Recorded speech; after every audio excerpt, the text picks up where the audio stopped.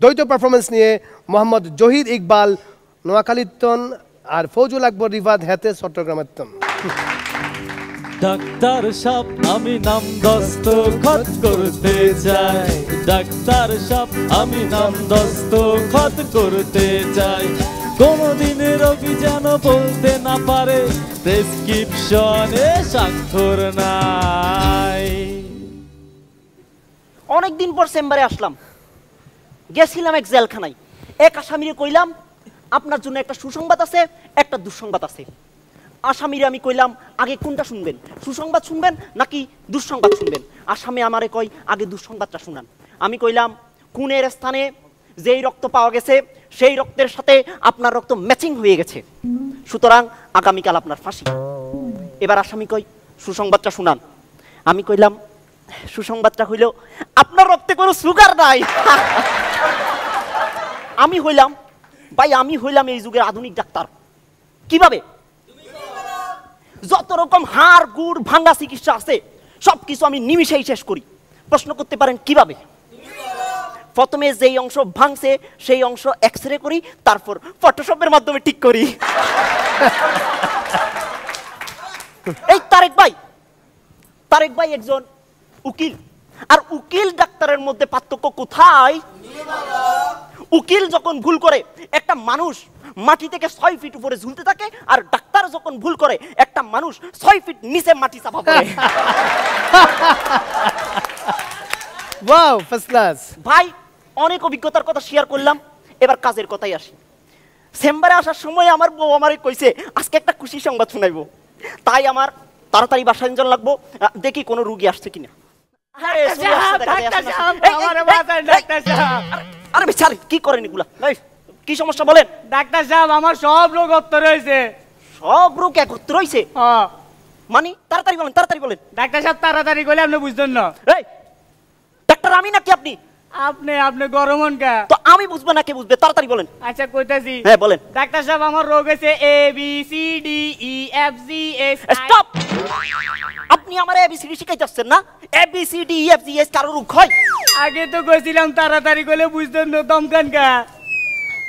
ভাই আমি সরি, আপনি একটু আস্তে আস্তে কোন, আস্তে আস্তে। এটা হলো হাতুড়ি ডাক্তারের সমস্যা। তাই আস্তে আস্তে করলে তো ডাক্তার সাহেব একটু গানে গানে কোন লাগবো। আবার গানে গানে কোন লাগবো? বউয়ের ফোন আসতেছে। ভাই ঠিক আছে, আপনি গানে গানে কোন। শুরু করলাম? হ্যাঁ ভাই শুরু করেন। এতে আমার আমশা, বিতে বাতের ব্যথা, শীতে আমার সর্দি কাশি, শীতে ডায়রিয়া। আরে আস্তে আস্তে ভাই, এখানে সাইরেন না ভাই, এখানে সাইরেন। শীতে আমি ইসিজিটা করিয়ে এনেছি, এসে আপনি ফ্রি হয়ে দেখেন তাড়াতাড়ি। বউয়ের তো ফোন আসতেছে, আজকে মনে হয় আর ফ্রি নাই। জিতে আমার গলায় দেখেন কি অসম্ভব ব্যথা, এসে আমার হাতে নাই যে কোনো টাকা পয়সা।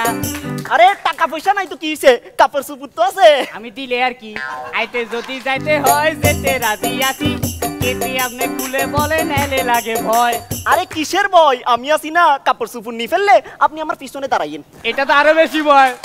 এনে আমি মারে ডাকি এনে নিজে নিজে, ওতে আমার অনেক দুঃখ দিল প্রেমিকা যে, পিতে আমার প্রেমিকায় আরে রে দিয়া, এসে সে যে দিল সেকা টাকলু রে পাইয়া। ভাই রেজি আপনারাও শেখা দিছে, তো আমারও শেখা দিছে। কিন্তু টাকলুটাকে, এখানে তো অনেক টাকলু আছে, টাকলুটাকে ইউতে আমায় উদ্ধার করেন, বিতে বাড়ি যাব, ডাব্লিউতে ওয়াইফ আমার পথ সে রইল। ওমা বউ আছে দেখছি, আবার রাজি আর দুঃখ বলতে পারে নাই। এক্সে আমি এক্সে রিপোর্ট কবে জামু লইয়া, ওয়াইতে আপনি ইএস করেন চিন্তা ভাবনা কইরা। এক্সরে রিপোর্ট দিতে পারুম না কারণ মেশিন নষ্ট হইয়া গেছে। বেডে আমার জীবন যায়, এবার কিছু করেন, সমস্যার সমাধান আছে নাকি বলেন। ও ডাক্তার এতক্ষণ তো ভাই আপনি কইলেন, এবার আমি কই। কোন? শুনেন, একে আমি একটা কথা বলি এবার শুনেন, দুইয়ে আপনি 2 দিন পরে আবার দেখা করেন, 3-এ আপনার 3টা কিডনি গেছে নষ্ট হইয়া, 4-এ আপনার 4টা ট্যাং গেছে যে বাইঙ্গা। মাথা খারাপ নেই, মানুষের 3টা কিডনি 4টা ঠ্যাং খায়নি। মাথা আমার ঠিক আছে, আপনার চিন্তা করেন, 5টা ওষুধ লেখা দিলাম নিয়মিত খাবেন, 6 দিন ধইরা এক টানা শুধু চুপ থাকবেন, গলা ব্যথা সাইরা যাইব 7 দিন পরে বুঝবেন। তারপর প্রতিদিন 8 ঘন্টা শুধু লাফাইবেন, বাতের ব্যথা সাইরা যাইব, আরামে ঘুমাইবেন। 8 ঘন্টা লাফাইলে মানুষের বাতের ব্যথা ভালো হয়নি, আরো বাইরে না যাবো। আরে ভাই 9 নম্বর কথা বলি, কাছে আইসা শুনেন, 10 দিন পর পর বউয়ের সাথে একটু মজা করবেন। ওইটা তো করণ লাগে না, তুই কি বউ থাকবো নি? 11টা বাজলো, এবার বাড়ি যাইতে চাই, 1200 টাকা ফিস আমার জলদি দেন ভাই। যদি একটু পিছন ঘুরেন বেশি খুশি হইতাম। ওমা পেছন ঘুরন লাগবো। জুতা জোড়া খুললে আমি দৌড়ে পালাইতাম। বাবা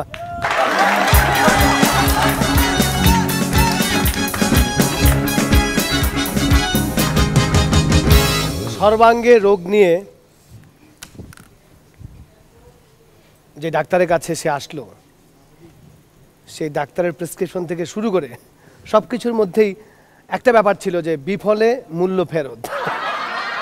জুয়েল ভাই, ওরা সবসময় খুব মজার দুটি ক্যারেক্টার, ওদের দেখলেই ভালো লাগে, হাসি পায়, আনন্দ লাগে, আর করেও ভালো, খুবই মেধাবী প্রেজেন্টেশন। যেমন আজকের এটা একদম সবগুলো থেকে আলাদা হয়ে গেল। আর তোমার যেখানে জোর সেটা তুমি দেখিয়েছো, এবং আমি খুব খুশি হয়েছি যে তুমি যে রিদমে গাইছিলে, এসে তোমার যখন কান্নার অবস্থা হলো ঠিকই তবলাবাদক ধরতে পারলে এবং পারফেক্টলি আবার আগে রিদমে যেতে পারলে। বাহ, তুমি আসলে হাততালি পেতে পারে। আর তুমিও করেছো, কিন্তু মুশকিল হচ্ছে যে সেই জায়গায় হাত দেওয়া উচিত না, অন্তত এইখানে এসে যে জায়গায় তোমার বেশ খানিকটা দুর্বলতা আছে। কারণ তুমি তোমার গানটি গাইতে গিয়ে বেশ কয়েকবার তুমি তাল কেটেছো, এছাড়া আর সব ভালো। Thank you. নিপুণ, তোমাদের পারফরমেন্স খুব ভালো ছিল, কারণ আজকেরটা একদমই ডিফারেন্ট পারফরমেন্স। আমরা যেটা বলি যে যেহেতু এখন একদম আমরা খুব কাছাকাছি চলে আসছি, সেজন্য আমরা চাই যে প্রতিটা পার্টিসিপেট যাতে ডিফারেন্ট কিছু করে। সেই জায়গা থেকে আজকে তোমাদের পারফরমেন্স একদমই ডিফারেন্ট ছিল, এবং স্ক্রিপ্টটা খুব ভালো ছিল। গানে গানে যেভাবে ABCD থেকে যেভাবে হচ্ছিল, প্রতিটা জিনিস খুব সিঙ্ক্রোনাইজ ছিল, দেখতে যেটা, শুনতে যেটা ভালো লাগছিল। মাজার ভাই। জি হ্যাঁ ভাই, আপনাদের বিনোদন বন্ধু আমি মাজারুল ইসলাম, সাবেক ক্রিকেট অধিনায়ক হাবিবুল বাশারকে জানাচ্ছি হাসো অনুষ্ঠানে বিনম্র স্বাগতম। এবং আজকে তারা যে জোকসের ছন্দ, আমার মনে হয় খেলার মাঠের ছন্দকে কাছাকাছি চলে গেছে তারা, এবং আমার মনে হয় যে এই মুহূর্তে যে আমি আম্পায়ার হিসাবে না, আমি হাবিবুল বাশারকে বলবো যে উনি ওদের রান, কাল্পনিক রান কত হতে পারে সেটা উনি জানিয়ে দেবেন। ওকে, ফাইন। ধন্যবাদ। ভালো, বেশ ভালো লেগেছে। ABCDর নিয়ে অনেক প্রয়োগ দেখেছি, অশোকের এমন প্রয়োগ এখন দেখিনি, খুব ভালো লেগেছে। 50 বলবো না, ডেফিনেটলি আমার এখানে আমি সেঞ্চুরি বলবো না, আমি বলবো আপনারা সেঞ্চুরির কাছাকাছি চলে গিয়েছিলেন। আরে বাহ, থ্যাংক ইউ।